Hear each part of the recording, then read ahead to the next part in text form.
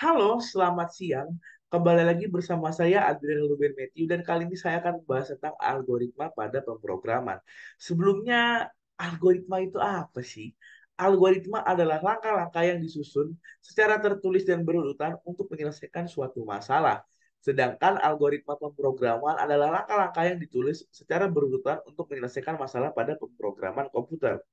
Dalam pemrograman komputer yang sederhana, algoritma merupakan langkah-langkah yang pertama kali ditulis untuk membuat sebuah program. Oke, terus fungsi dari algoritma pemrograman itu apa sih?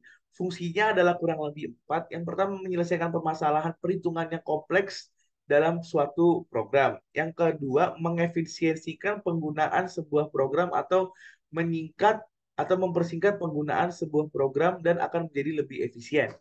Yang ketiga, itu dapat meminimalkan penulisan program yang berulang karena kita sudah tahu nih dari alur ini apakah nantinya ada yang berulang atau enggak. Tadi yang mengefisiensikan apakah dari langkah-langkah alur ini ada yang terlalu berlebihan yang bisa dipersingkat atau tidak. Dan yang terakhir mempermudah pencarian kesalahan pemrograman dikarenakan adanya alur yang jelas. Jadi kalau misalnya kita lihat kita tidak merasa tidak sesuai programnya, kita masih bisa mengoreksi flowchartnya atau algoritmanya. Oh, di bagian sini ada yang seharusnya bisa dihapus atau yang seharusnya dihapus karena bakal membuat si program itu jadi tidak efisien atau misalnya salah perintah atau salah komen segala macam itu bisa kita atasi karena kita sudah memiliki algoritma dari pemrograman atau dari program yang kita buat. Nextnya, contoh jenis alur pemrograman, saya memasukkan 10 contoh ya.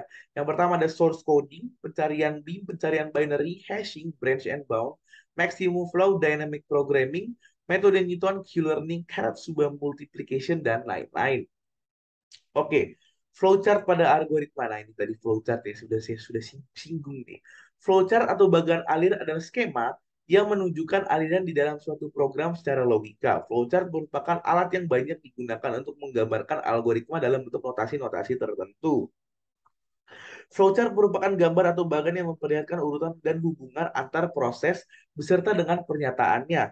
Gambaran dari flowchart ini atau gambaran pernyataannya juga dapat dinyatakan dengan simbol. Dengan demikian, setiap simbol menggambarkan proses tertentu. Sedangkan alur prosesnya digambarkan dengan garis penghubung.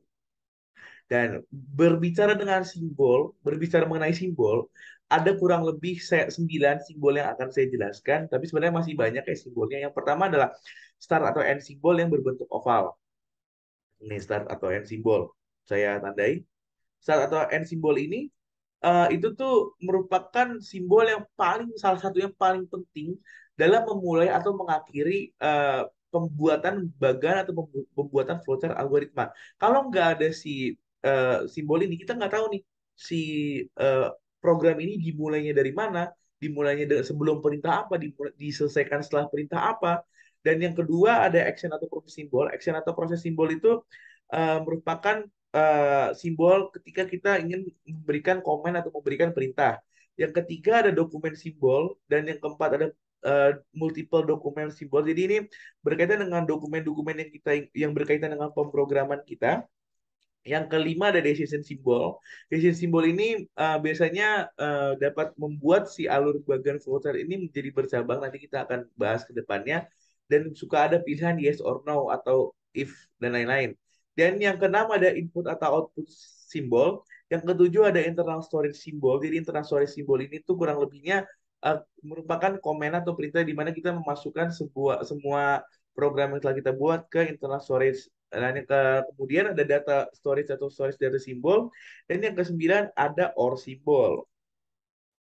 Oke, nextnya adalah kita akan bahas tentang struktur dasar algoritma.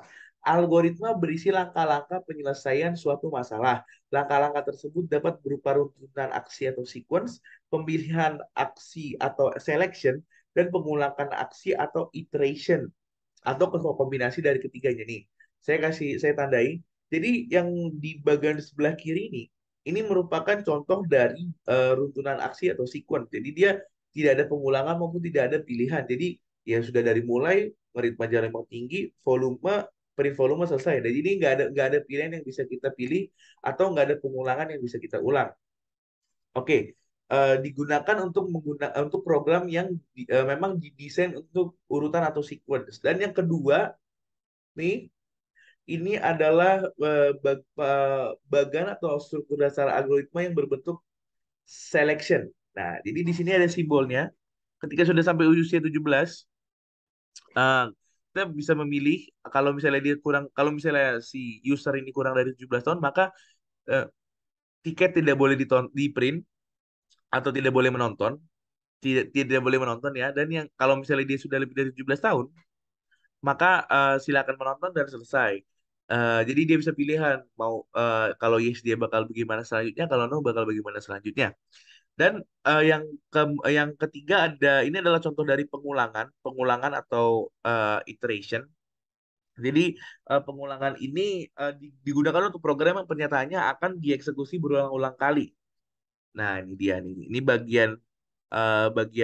bagian simbol yang menandakan ini bakal lanjut.